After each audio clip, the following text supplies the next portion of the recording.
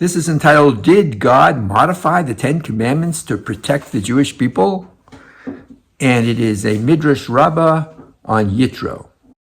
So I hope to solve a difficult piece in the Midrash and also give an insight into how Midrash works. So there's a famous piece. I say famous piece from the Midrash because the traditional commentary Rashi quotes it, and it says that when God was delivering the Ten Commandments, it was all done in the singular form. Let me explain that. The Ten Commandments start out, Anochi Hashem Elokecha, I am the Lord your God. In Hebrew, that word Elokecha, your God, can be written two ways. Either your God, as if I'm talking to one person, like your singular, your God, one person, or your plural, as if I am addressing a large audience, because of course all the Israelites were assembled there. So purposely, Rashi points out in the name of the Midrash that God used the term for your God, which connotes that God was talking to one person. So the obvious question is, why would God do that? And the Midrash says that God did that in order to give an opening argument for Moshe, who later on have to be defending the Jewish people against the terrible sin of the golden calf. And what would that defense be? It sounds outrageous, but the defense would be, you know, God, when you gave those 10 commandments, since you chose the word your God as if you're talking to one person, it seems like you were only talking to me. So you can't blame the Jewish people for breaking the 10 commandments. They never heard the 10 commandments. It wasn't addressed to them.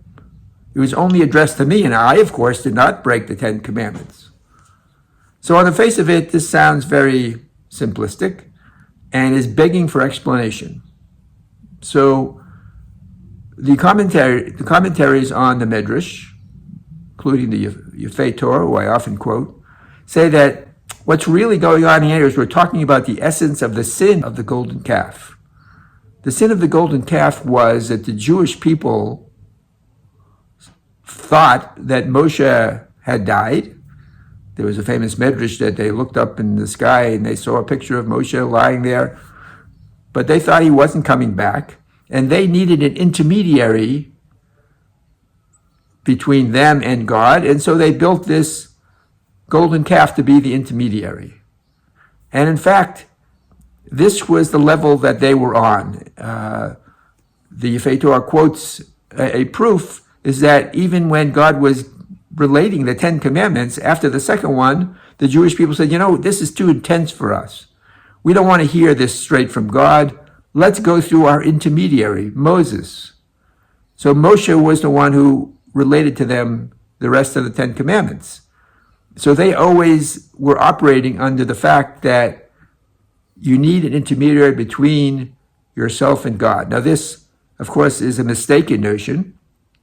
And obviously, it was also a mistaken notion that they saw Moshe's role, instead of being the teacher, Moshe Rabbeinu, the teacher of the Jewish people, they saw him as this intermediary. My wife pointed out something very insightful, that this whole Midrash actually shows how much Judaism rejects the idea of an intermediary, unlike other religions where there are intermediaries. So that's the first insight to understand the Midrash, is that the real nature of the sin was that they thought you needed intermediary, and that was really the level they were on. So now, though, how do we plug those words back in? Rashi said, in the name of the Midrash, that they were giving an opening argument to Moshe when he's defending the Jewish people. What does that mean?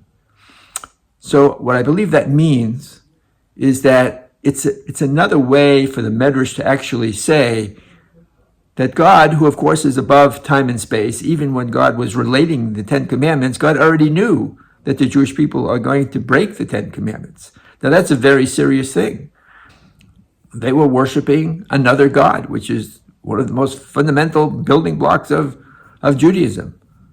So God so to speak, already realized that they're not at the spiritual level to understand that, because they have this mistaken notion of an intermediary, and it's going to take time for that to work its way out, and for them to understand, have a better perception of what Judaism is and what it means to not have the other God.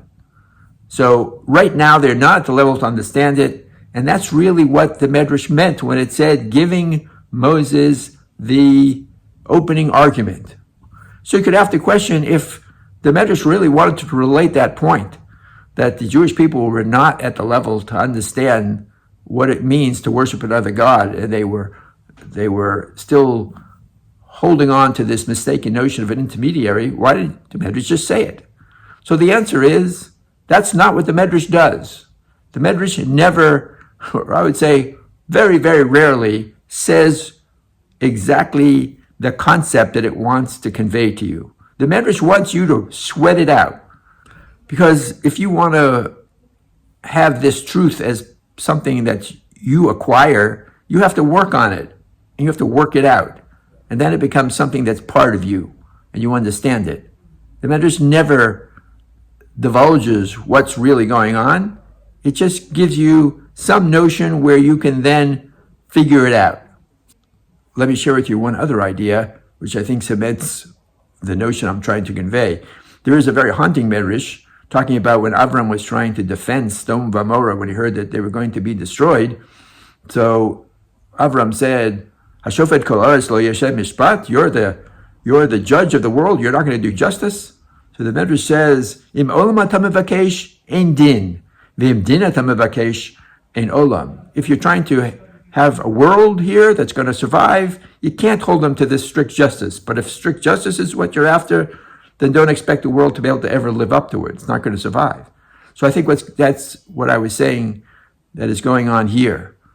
God is, so to speak, already compensating for the fact that the Jewish people are at the level where they cannot distinguish between an intermediary and the violation of having another God. They're not at that spiritual level on their journey yet. And that's why, and that's really what the Medrash meant. And the Medrash just couched that thought using the terms of, I am the Lord your God, in a singular, not a plural form. But this is actually what the Medrash meant. Have a great Shabbos.